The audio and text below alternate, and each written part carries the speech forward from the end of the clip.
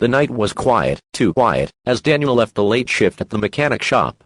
His hands were stained with grease, his back sore, and his heart heavier than usual. He was a single dad, raising his 8-year-old daughter, Emily, the only family he had left. Ever since his wife passed away 3 years ago, life had been a constant uphill climb, bills piling up, exhaustion eating him alive, and loneliness gnawing at the edges of his spirit. He lived paycheck to paycheck, always balancing between being a provider and being present for Emily. He'd often find himself staring at her while she slept, whispering apologies for the life he wished he could give her, and promises that he would never let her down. That night, as Daniel walked down the dimly lit street toward the bus stop, something caught his eye.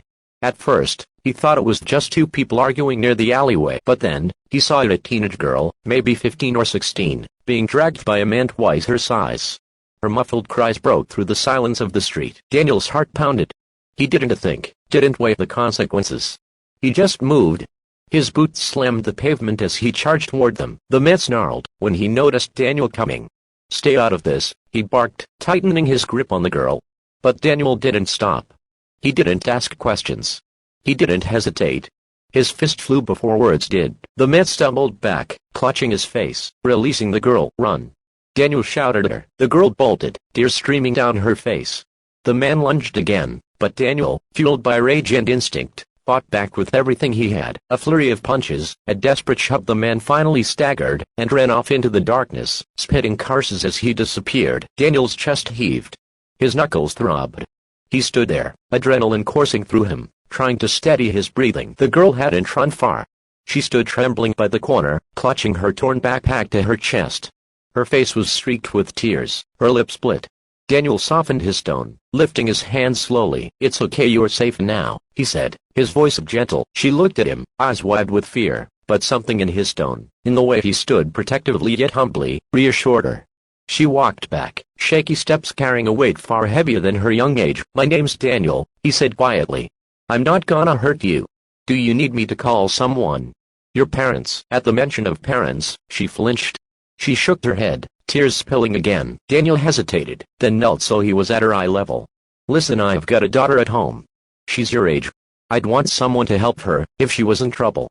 Please just let me help." Her lips trembled. I don't have anywhere to go," she whispered. The words pierced Daniel's heart.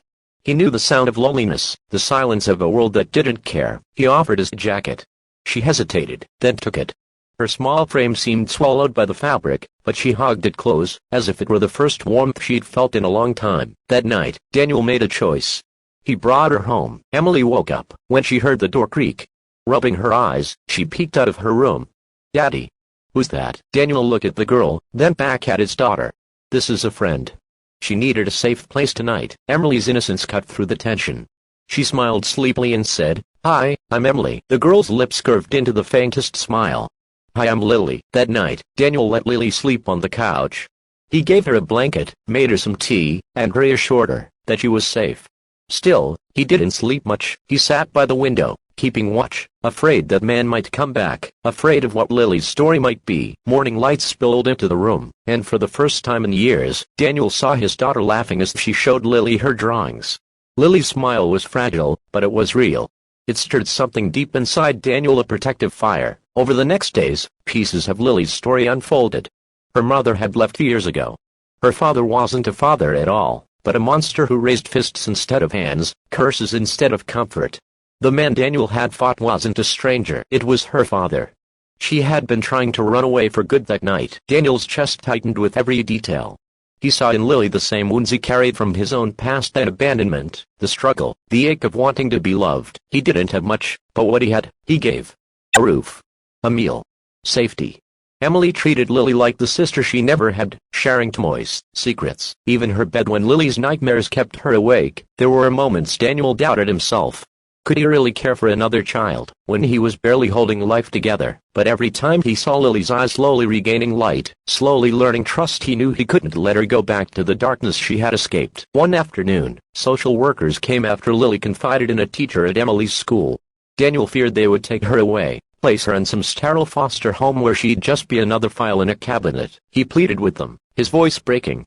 "Please let her stay here. She's safe. She has family now. We may not be perfect, but we love her." The process wasn't easy. There were interviews, paperwork, background checks.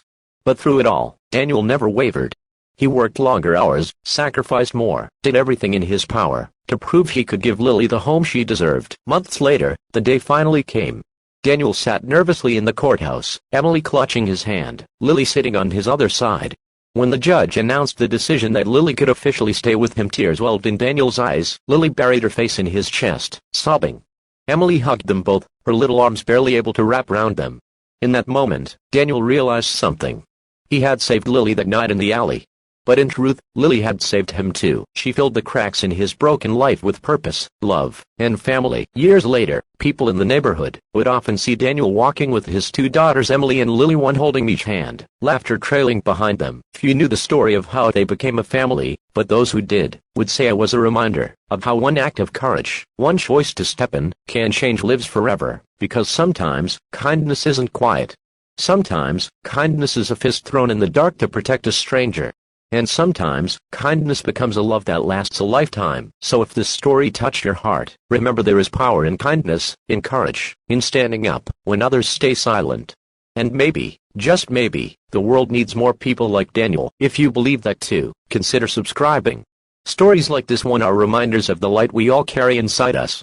And who knows, you might just be the